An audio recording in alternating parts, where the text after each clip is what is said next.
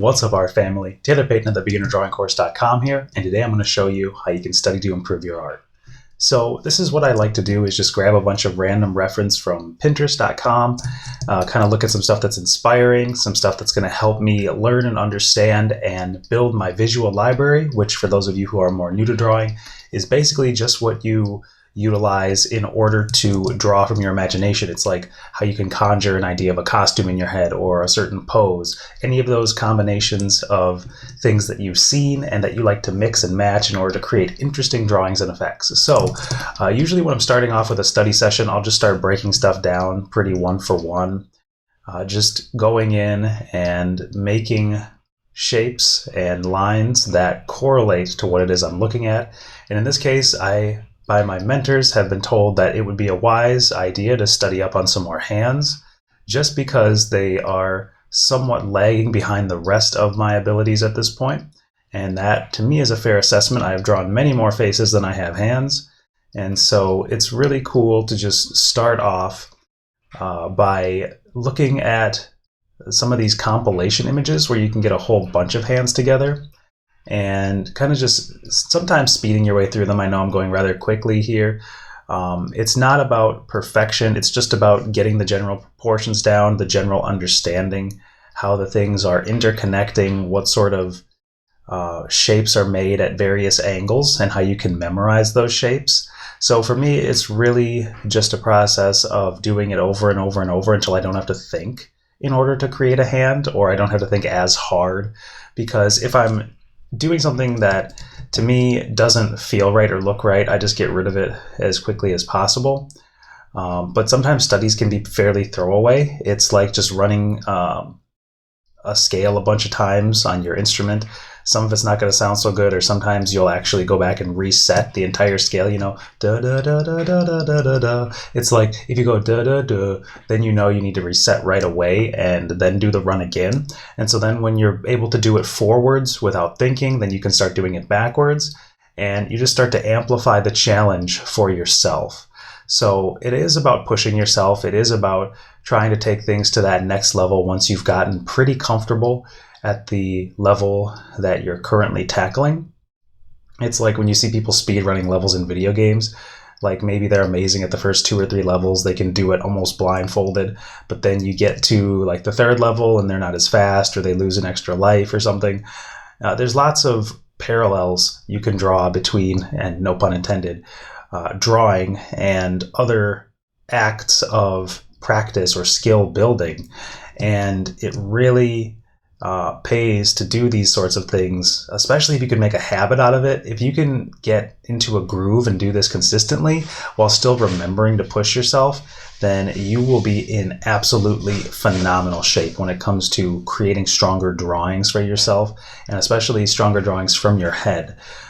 Which is the way that I like to draw personally. It feels the most freeing to me. However, as I have learned again from my mentors, which you can check out the mentorship I've been having with One Fantastic Weeks, Peter Moorbacher and Sam Flegel, those guys have been showing me many new ways to up my game, because to be honest, I had been stuck for a few years just doing client work, just not loving the process, just getting really kind of burnt out. But even though the mentorship's been hard, it has helped me to reinvigorate my passion and love for the craft, and for, not only learning, but for teaching. So I'm going back and doing all the things that I used to do with a different perspective. So studies like this are, more fun again. It's not about always trying to get better or trying to push yourself or blast your stress levels up to the moon. It's really more about just enjoying things again. If you've been out of the game for a while, some of you get really frustrated when you're not seeing progress. I have a lot of comments on, in particular, my beginner drawing course lesson 1 video, which you can check out. It's the most popular video on the channel at the time of making this video anyway.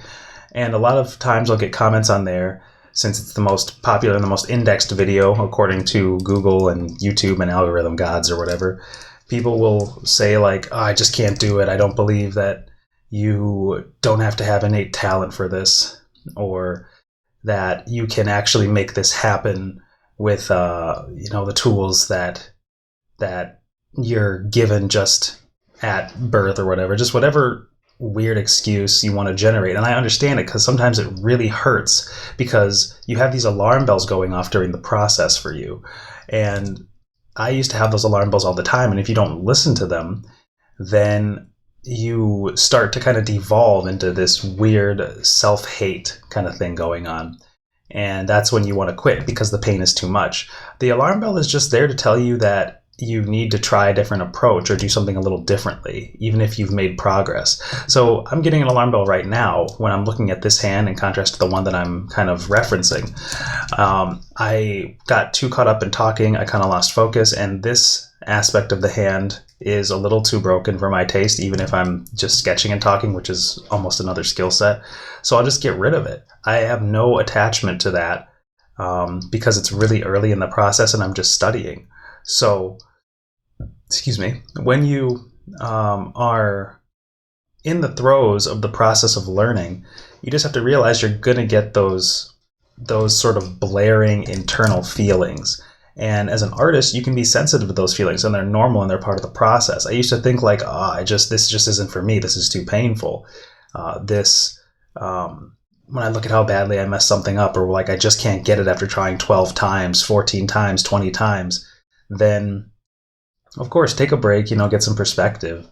But it's okay to reset. It's okay to spend 20 hours on something that doesn't work out. It's okay to spend weeks on something that doesn't work out, a piece or a method of study or what have you. It's not going to be perfect, but the journey is there to be the journey. You're going to get glimpses of the good stuff, even if some stuff just isn't working. And that's perfectly fine. I'm going to flip the canvas quick here just to double check some of these. Yeah, see, like this is definitely the most mangled looking one, but this is also a really weird looking hand, so this one's quite challenging. So I can take this as like, I suck at hands, I should never do them again and I should just quit. Or I can just say, I need to do this one 12 more times and I need to really break it down and understand it better. So for example, if I encounter something like this during my studies, I might copy it, pull it aside, and really try to digest it. Not just go about it in sort of this sideways half gesture away like some of these I'm more comfortable with, but it's like, okay, well, what is really going on here? Why am I not getting it off the cuff or getting it with a relative amount of ease? And then I look at it, use other modalities of learning. So that could be, breaking it up by drawing on the image, understanding what parts connect where and why, just sort of drawing over it to get a feeling of the shapes and where they correlate. I'm literally just tracing right now, but it's not cheating. I'm not going to claim this as my own well-drawn hand or whatever.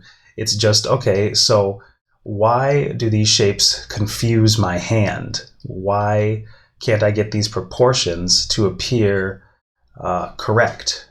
And sometimes that does mean tracing and breaking stuff down so that you get it in your muscle memory. Because you might be able to understand it visually, but you're just unable to execute it in terms of the actual technique. So let's say I go in and I draw over it and I break it down and I start to break it down a little further, start to understand where the forms kind of connect or change in terms of the surface planes. And then I'll flip the canvas again to get a fresh look at it. And then it's like, okay, well, there's that attempt at it. Maybe I have to draw it a little bit bigger and start off a little bit slower and more methodical. So this is basically just a way that you can go about studying.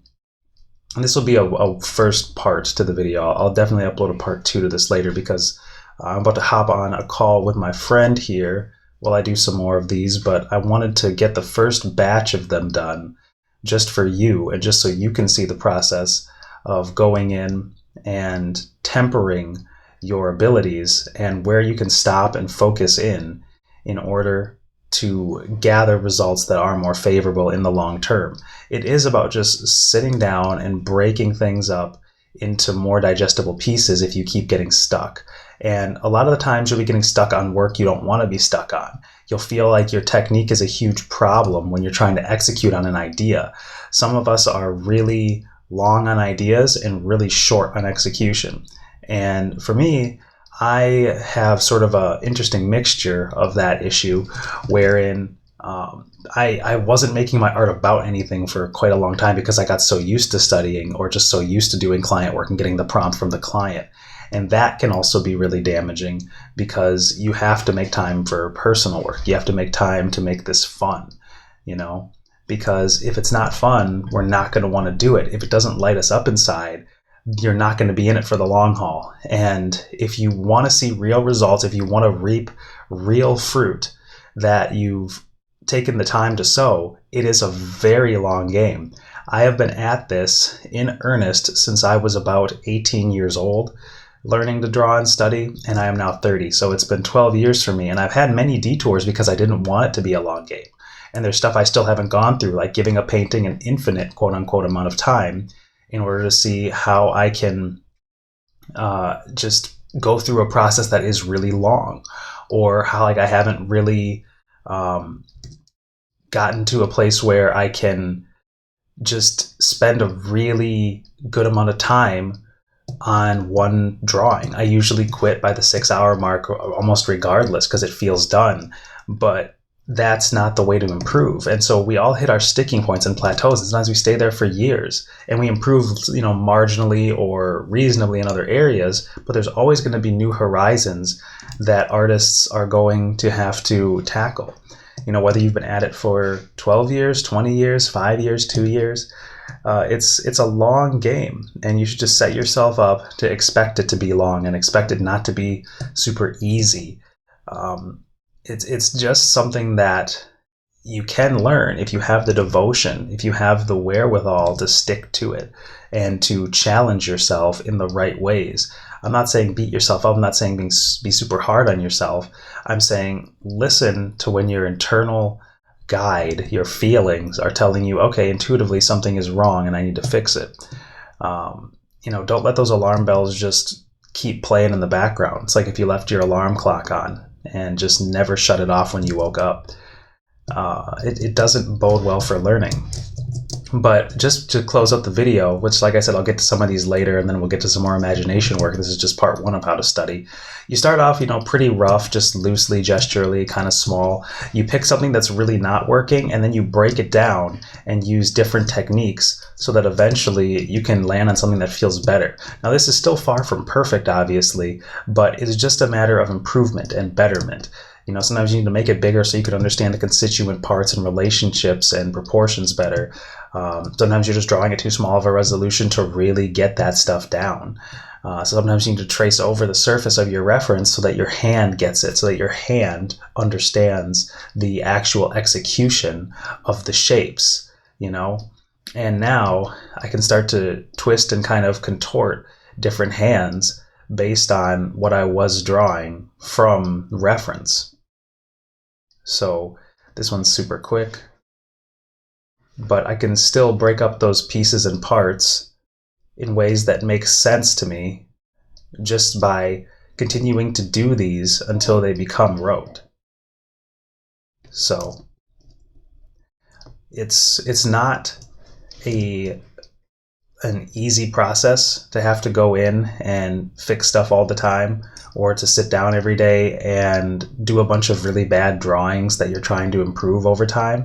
But it's worth it, because once you're able to do these things from your head or execute on things that you heretofore had just dreamed of doing, it's like you have to cherish those moments as well, because they will come along eventually if you're diligent with it. So that's my sincere advice to you when studying and learning, is just try to find points where you're getting stuck by challenging yourself, and then go in and continue to learn and kind of workshop the problems as you begin to find ways to create solutions for them. And they might be really good solutions. They might be solutions that never end up working, but the core is that you have to spend time in the workshop. You have to spend time getting the parts and pieces of anything you want to draw down so that you can later let it out of your head or workshop it a little bit better if you do run into problems, because a lot of the time it's going to be about solving the things that come up. We might have an idea to say, draw a bunch of hands intertwined into like the shape of a flower or something. And that's something that's going to take a lot of technique to do properly. Not only are you going to have to do a whole bunch of different thumbnails, of like intertwining shapes and ideas of like, okay, well, how do I make an interesting composition out of that? And I can envision just from this one, which is kind of ridiculous, it's so small, but from this one, I can see like a radiating amount of lines shooting out almost like a firework. That's almost like what flowers are, which I heard one of my mentors talk about. It's like nature and everything is always in motion, we just can't see it. So if you imagine something exploding out in sort of an omnispherical direction, where it's every single direction at once, then you can take that idea of all that motion. I'll just put this on another layer here. I swear this video is not going to be super long. And move it down a little bit, lower the opacity, and then say, well, okay, now I have to draw a hand that fits all of these different shapes. And so I'll start with the palm because it's a nice big shape. And I know that my techniques that I'm working on can start to come into play here. And then it's like, well, where's the thumb piece for each of these hands? And I know where that goes approximately. And so I'll start placing the thumb piece for every hand. And then I say, okay, well, what about the fingers? And then I start to place those and decide what sort of gesture each hand is going to bring. And then you start to work on these ideas, which are not going to be easy to execute necessarily, but that's the point of challenging yourself. It's so that you can execute these interesting ideas, because you have ideas, right? You have ideas for characters, concepts. Some of it's more fine art, some of it's more entertainment art. There's lots of different types of art and lots of different things that create that feeling of excitement within us, but we have to find ways to feed and foster that. So now that I'm looking at this, and a flower or a firework shape of hands is kind of creepy, which is an interesting thing. I didn't know that until I started to play with this idea, but it's like, how do you make this less weird, or what do you want to say with that? So there's lots of stuff to workshop and lots of questions to answer, but when you're studying, when you're playing around, when you're spending the time to sort of just be with your art, be with your practice, be with your own improvement and your own follies and mistakes, then you can start to really discover your voice as an artist, your interest as an artist.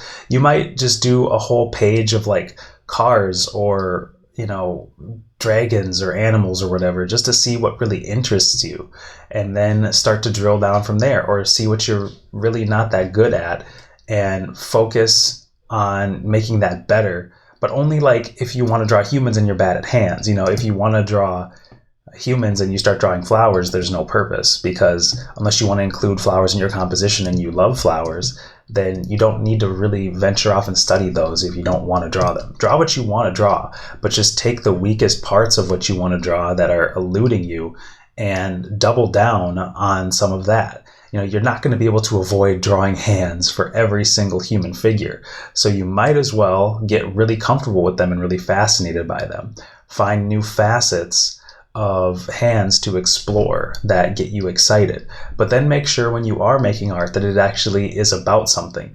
I had that idea of like a hand shaped as a flower or firework, and it's really basic, but it could mean a lot of things, and maybe it's part of a bigger study, So in closing, just be sure not to get too wrapped up in, your own kind of doubts, your own personal sort of peril, or your self-woe. Just simply sit down and have fun and play. Don't think about making money. Don't think about, trying to be the next James Jean or whatever, the next amazing artist, insert XYZ here.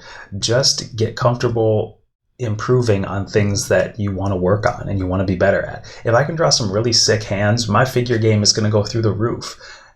Just like doing really cool poses, really awesome expressive stuff, people begging, people casting spells, people shaking hands, people, fighting. All that's going to get better by studying these. And I get excited about that because I want to do all of those things in terms of figures, in terms of expression.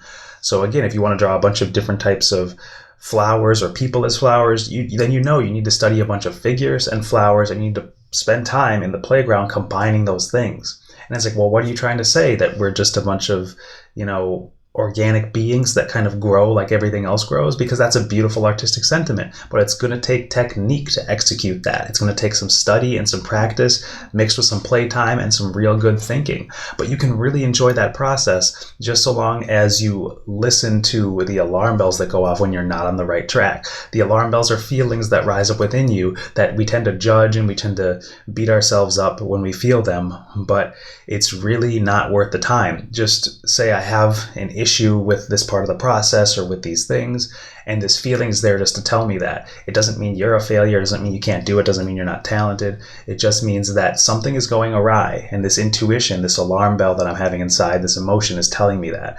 Now I need to spend time fixing it, It doesn't mean that it's something wrong with you. It just means that something's going wrong in the process, in the work, and it just needs some more study and workshopping time. It just needs,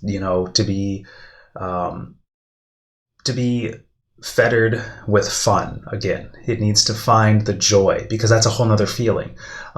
In closing, I was visualizing some of the pieces I wanted to draw from last week, and I'll put some of those up on the screen now. These are characters from Final Fantasy Tactics put into the Dark Souls universe, and this was my assignment. And I was thinking, like, what do I really want from these? What do I want to see more of? And for the girl, for Agrias Oaks from Final Fantasy Tactics, I wanted to see her iron will. I wanted to see that on her face, and I got chills thinking about it. And that's how I knew it was something I wanted to go for, because that physical emotional reaction told me so. It's the opposite of the alarm bell. It's like hearing the ice cream truck music. Not actually, but it's a good feeling is what I'm saying. So tap into your intuition and study in ways that are going to improve your craft and actually relevant for what you want to be doing as an artist, and then start to execute on your ideas.